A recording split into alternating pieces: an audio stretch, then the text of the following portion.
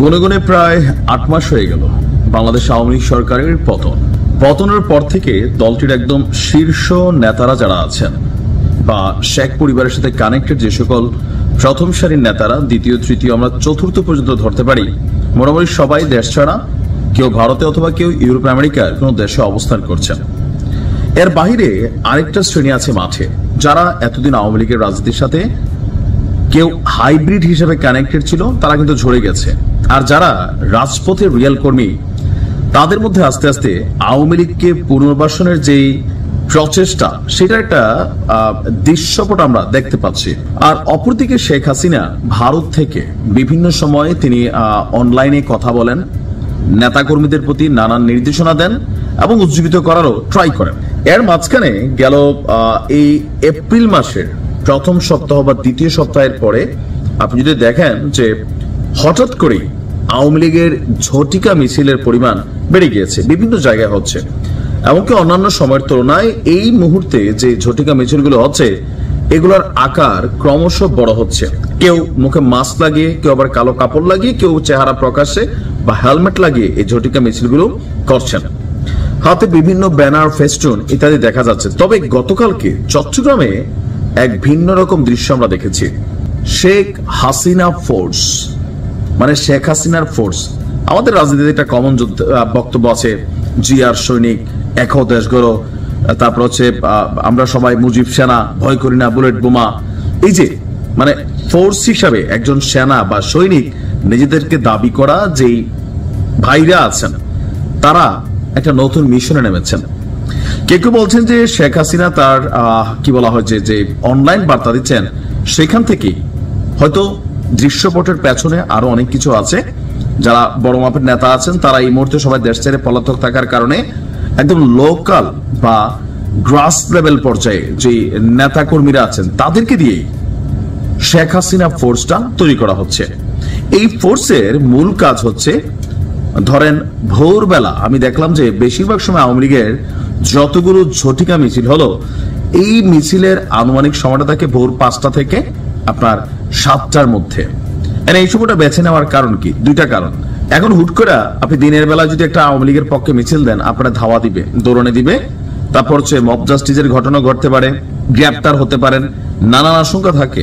তো এই কারণে সম্ভবত বেছে বেছে তারা ভোরবেলাটা বেছে নেন। কারণ বাংলাদেশের মানুষ গ্রাম অঞ্চল ছাড়া শহরে খুব বেশি আমরা এই ভোরবেলা সজাগ হয় না। আর যারা সজাগ হয়, এই সকল মিছিলে বাধা প্রতিহত করা অথবা এখানে তাদেরকে দৌড়ানি দেওয়া, ধাওয়া দেওয়া, এই কাজগুলা মানে মানুষগুলা ভোরবেলা ওঠে না। বিভিন্ন রাজনৈতিক দলের নেতারা, কর্মীরা গভীর রাত পর্যন্ত সজাগ থাকেন, তারপর সকাল 8টা 10টায় তাদের ঘুম ভাঙে। আর যার কারণে যে সেফ জোন হিসাবে যতগুলা ঝটিকা মিছিল হয়েছে, 80% ঝটিকা মিছিল হচ্ছে সকালবেলা শেখ হাসিনার ফোর্স যারা আছেন তারা প্রমাণ করার চেষ্টা করছেন। এমনকি এই সকল ভিডিওগুলো বাংলাদেশ আওয়ামী লীগের অফিসিয়াল পেজ থেকেও প্রচার করা হচ্ছে। গতকালকে চট্টগ্রাম নগরে ভোরের দিকে আপনার কেউ কেউ বলছেন যে ভোর 5টা থেকে 6টার মধ্যে নগরের লাভলেন এলাকায় শেখ হাসিনা ফোর্সের আপনার একটা অস্তিত্ব মিলেছে বা দেখা মিলেছে। তাদের ব্যানারের মধ্যে লিখাই ছিল শেখ হাসিনা ফোর্স। তারপর তারা আপনার বক্তব্য দিয়েছেন, স্লোগান দিয়েছেন, 15 থেকে 30 জনের একটা টিম। তো এদের মধ্যে আবার মিছিলের পর অভিযান চালিয়ে যাদের চেহারা দেখা গেছে, তাদের অনেককেই গ্রেপ্তার করেছে পুলিশ। তো এরপর আমাদের ওসি সাহেব বলছেন যে ফুটেজ দেখে যাদেরকে আটক করা হয়েছে, বাকিদের আটকের অভিযান চলছে। তবে শেখ হাসিনা ফোর্স নামক একটা ফোর্সের অস্তিত্ব তারা আবিষ্কার করেছে। এখন এই ফোর্সটা বেসিক্যালি কি ধরনের কোনো অথরাইজড গোছালো শৃঙ্খল এরকম না। এখন আওয়ামী লীগের মধ্যে যারা তেগি নেতা কর্মী আছে, তারা মনে করতেছে দলের এই দুর্দিনে আমরা একটু মাঠে ঘাটে থাকি, ভবিষ্যতে দল ক্ষমতায় আসলে আমরা সুযোগ সুবিধা পাবো। যার কারণে তারা কিন্তু মাঠে ময়দানে নিজেদের অবস্থান প্রকাশ করছেন।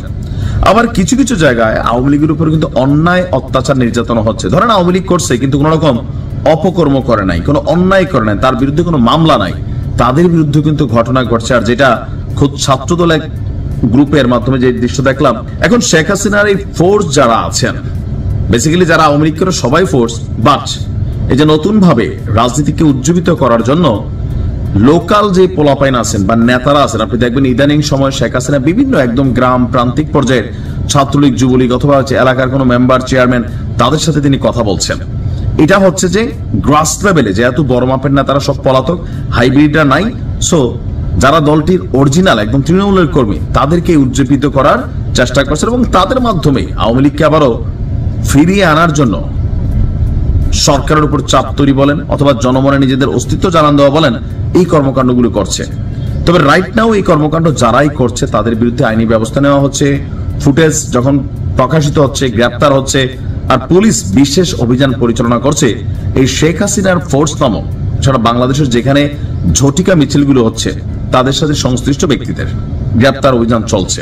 দেখা যাক শেখ হাসিনার এই ফোর্স কতটুকু কাজ করতে পারে, নাকি ভোরবেলায় কাজ করবে, দিনের আলোতে কখন তারা মাঠে নামবে, অনেক আবার অপেক্ষায় থাকে তাদেরকে দৌড়ানি দেওয়ার জন্য। তো রাজনীতিতে আছে চড়াই উতরাই পার হবে। বিএনপি একসময় ঝটিকা মিছিল দিছে, এখন আওয়ামী লীগ দিচ্ছে।